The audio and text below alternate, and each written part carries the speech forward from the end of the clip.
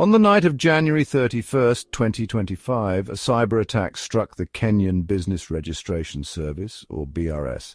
This attack wasn't just a technical glitch, it was a breach of national security.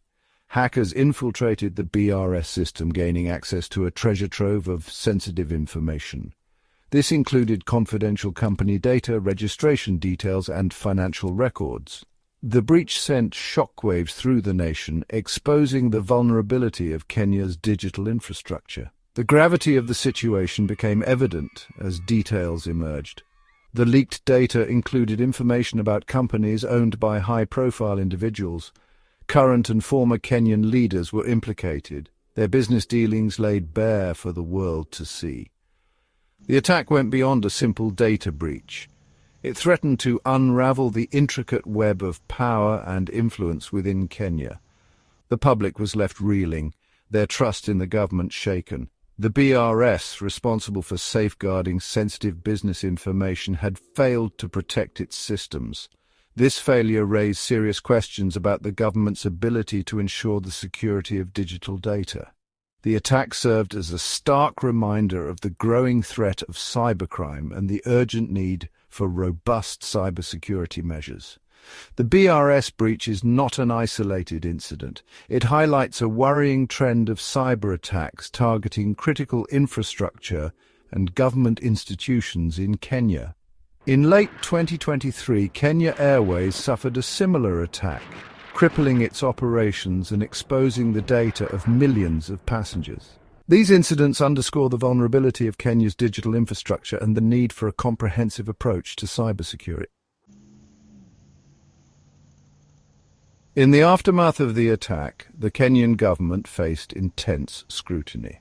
Public pressure mounted for a swift and decisive response. Kenneth Gathuma, Director General of the BRS, addressed the nation, confirming the breach and outlining the initial steps being taken. He assured stakeholders that the BRS was committed to transparency and would leave no stone unturned in its investigation. The government, in collaboration with the BRS, swiftly launched an investigation into the attack. Cybersecurity experts were brought in to assess the scope of the breach and identify the perpetrators. Law enforcement agencies were put on high alert, tasked with tracking down those responsible and bringing them to justice. The government also pledged to strengthen security protocols within the BRS to prevent future incidents. However, despite the government's assurances, skepticism lingered. Critics questioned whether the response was swift enough and whether the measures taken were sufficient to address the severity of the breach.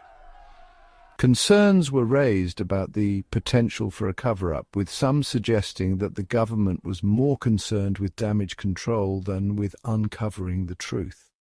The government's handling of the BRS breach has been met with mixed reactions. While some acknowledge the efforts being made, others believe that more needs to be done. The incident has sparked a national debate about cybersecurity, with calls for increased investment in digital infrastructure and the development of a comprehensive cybersecurity strategy. The repercussions of the BRS cyber attack extend far beyond the immediate aftermath. The breach has profound implications for privacy, financial security, and national security, not just in Kenya, but potentially across the region. The exposure of sensitive company data, including financial records and business strategies, has raised serious concerns about the privacy and financial security of individuals and entities.